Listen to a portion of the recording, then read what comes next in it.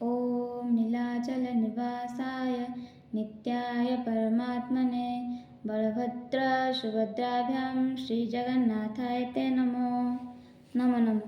मम नाम अन्नपूर्णपात्र।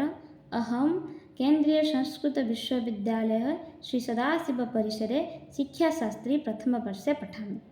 अहं तृतीयपत्रं शास्त्रशिक्षणम् अन्युति 2 मध्ये अधिकरणं विषये किञ्चित् वदामि। अधिकरणस्य लक्षणं विषयविषयश्चेति पूर्वपक्षस्ततोत्तरं निर्णयश्चेति सिद्धान्तः शास्त्रे अधिकरणं स्मृतम्।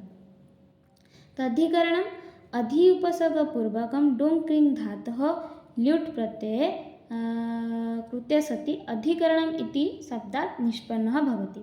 व्याकरणशास्त्रे आधार अधिकरणं भवति। अधीयन्ते अस्मिन् क्रियायाः इति आधारः। कर्तृकर्मणयोः क्रियाश्रयोः भूतयोः धारणक्रियां प्रति यः आधारः तत्कारकम् अधिकरणं युक्तं भवति, अधिकरणसंज्ञकं भवति। उदाहरणं कटे अस्ति, स्थाल्यां पचति, तिलेषु तैलं, सर्वेस्मिन् आत्मा अस्ति इति। अत्र तु अधिकरणं निर्णयात् क्रियते, निर्णयात्मकं विचारास्मिन् इति अधिकरणं। यथा प्रतिपादितं मीमांसाशास्त्रे एकार्थप्रतिपादिको विषयः, संशयः, पूर्वपक्षः, सिद्धान्तः, निर्णयः, पञ्चाङ्गबद्धकवाक्यं न्याये अधिकरणम् इति। अर्थात् अत्र प्रथमः विषयः उपस्थाप्यते, ततः परं विषये संशयः, तदनुपरं तत्सम्बन्धी पूर्वपक्षः, तदनुपरं तत्परं सिद्धान्तः, अन्तिमे च निर्णयः क्रियते इति। एतानि पञ्च अङ्गानि यानि शास्त्रे निर्णयार्थं वा प्रयुज्यन्ते, एते समुदाय एव अधिकरणम् इति कथ्यते। अनेन अधिकरणं पञ्चात्मकं भवति इति सिद्धं। प्रथमतः विषयः। विचार अहं वाक्यं विषय इति। अर्थात् यस्य वाक्यस्य विषये विचारः क्रियते, अर्थात् यत् वाक्यं विचारयोग्यं भवति तत् विषयः इति कथ्यते। अयं च प्रायेण शास्त्रसम्बन्धे वा उपनिषत्सम्बन्धः भवति। ततः परं संशयः। विषयः नाम संशयः, अर्थात् विचारयोग्यस्य विषयस्य अर्थविषये इत्थं न वा विकल्पविषयः भवति।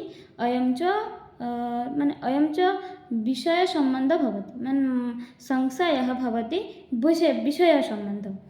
ततः परं पूर्वपक्षः।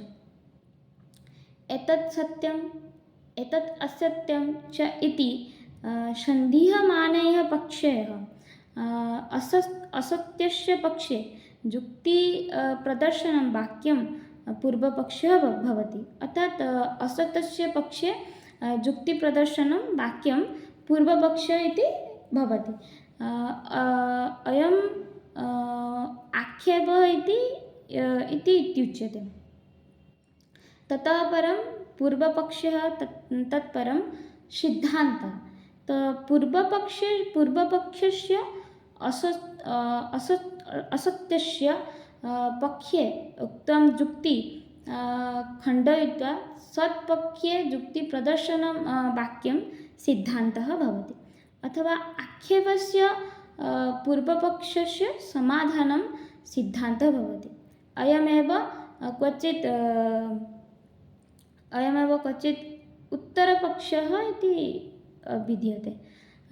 निर्णयः। सिद्धान्तेन सिद्धस्य विषयस्य उपसंहारकवाक्यं निर्णायकं वाक्यम् इति उच्यते। अर्थात् सिद्धान्तस्य सिद्धस्य अर्थस्य भवति निर्णयात्मकं वाक्यं।